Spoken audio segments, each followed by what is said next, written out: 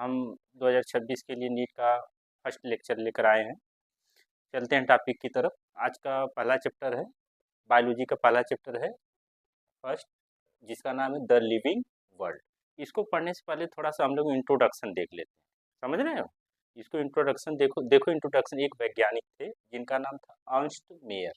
Ernst Mayr का जन्म हुआ था 1904 में, और इनकी डेथ कब हुई थी? 2004। थोड़ा इसको समझो, कोई बुक है 2005 भी बता देती है। तो आपको ये समझना कि देखो इनका 100 का जो रिश्ता है बहुत अच्छा रिश्ता है। आगे आपको बताएंगे कि कैसा है इनका संबंध है। और इन्होंने एक कॉन्सेप्ट दिया था जिसका नाम है बायोलॉजिकल कॉन्सेप्ट ऑफ स्पीसीज। बहुत अच्छा इनका ये, इसके लिए इनको नोबेल प्राइज भी दिया गया था। और फिर इनकी बुक का नाम है systematics and the origin of species. इसको पढ़ना, इसको बुक को जानना कोई ज़रूरी नहीं आपको। और देखो बर्न, डेथ, ये कोई मतलब नहीं। थोड़ा सा आपको जो जानना जरूरी है वो है कि कॉन्सेप्ट क्या है इनका, बायोलॉजिकल कॉन्सेप्ट ऑफ इसको अभी समझाएंगे। फिलहाल देख लो, बुक का नाम क्या है? Systematic and the origin of species. और won with triple crown of bio. इन्होंने 3 नोबेल प्राइज पाया था। जो फर्स्ट है Balzan prize, international prize of bio, Crafoord prize. अब देखो इनका जो मेन कास्ट, ये सब आपको जो आप एक नज़र में सब कुछ देख लेना, लेकिन जिस पे हम टिक कर रहे हैं उसको आपको पढ़ना बहुत जरूरी। पहली बात, अर्नस्ट मेयर के बारे में जान। अब इन्होंने कॉन्सेप्ट क्या दिया था? Biological concept of species.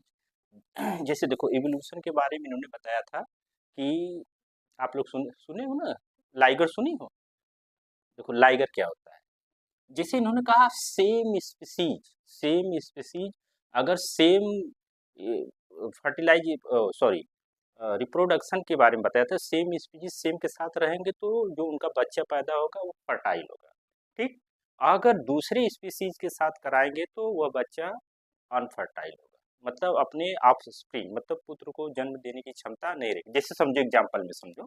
जैसे देखो, आप लोग जानते हो कि लायन, लायन को हिंदी में शेर कहते हैं। और एक होता है टाइगर। देखो, मेल, यह मेल रहे, और टाइगर क्या रहे? फीमेल रहे। अब मिलती जुलती प्राणियां, स्पीसीज जो है मिलती जुलती, but nothing same, same species नहीं है।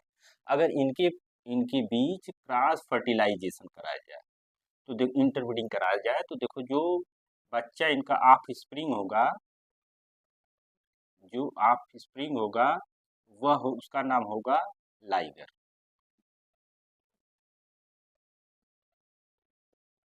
यह जो लाइगर होगा, यह, इसको बोला जाता है, अगर आम गांव वाली भाषा में, या आप लोग जानते हो बड़ी बिल्ली बोलते हैं इसको।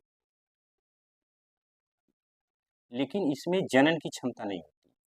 तो इनका जो ये कॉन्सेप्ट है, ये बोल रहा है कि सेम स्पीसीज के बीच अगर फर्टिलाइजेशन कराया जाएगा तो नॉर्मल बच्चे पैदा होंगे।